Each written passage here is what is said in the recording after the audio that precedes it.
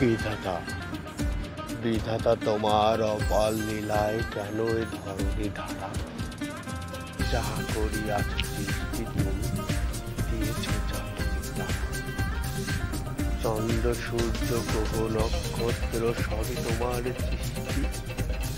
কেমন পৃথিবী বানিয়ে ছবি পাইনি তাহার দৃষ্টি। সীমাহীন পথ একাই কাঁদে, একাই চাঁদের পাহাড়, একাই যেন তারার সাথে তার মেলার নাহার।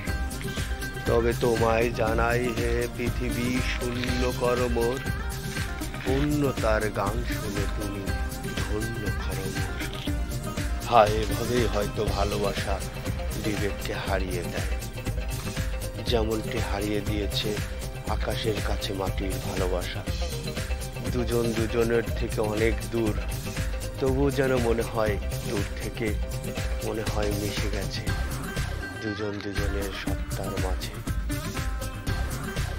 তবু আরো অদ্ভুত হলেও সত্যি, ভালোবাসার বিরল দেখানোর জন্য হিমালয়ের মতো উঁচু শৃঙ্খল যা মেঘকেও চূর্ণ বিচ্ছিন্ন করে, ছিদ্র করে, মাথা উঁচু করে মেঘকে গ্রাস করে উপরে উঠে গেছে ভালোবাসার প্রমাণ দেওয়ার জন্য। হয়তো এটাই পৃথিবীর সাথে আসমান জমিনের ভালোবাসার একটি চিহ্ন, কেউ খেয়াল করেনি। আর সে বেলায় কবি কবিতার কাছে চেয়েছিল একটি ছন্দ, যা কেড়ে নিবে শত মানুষের ঘুম, কেড়ে নিবে শত শত মানুষের রমণীর গুণ, যা ভেঙে দিবে চূর্ণ বিচ্ছিন্ন করার সংকয়ময় জীবনের সতর্কতা। তবু সেদিন হয়নি, কবি সেই 2 লাইনের কবিতা সার্থক পায়নি। তাই তো কবি নীরব হয়ে আছে বসে কাগজের পাশে, কে দিবে তারে মন্ত্রণা, যে লেখবে জগৎ জুড়ে হবে তার শুধু জপমালা। আকাশের দিক তাকিয়ে মাঝে মাঝে কবি আকাশের রং দেখে, কালো নাকি নীল, মাঝে মাঝে সে গোলাপি গোলাপি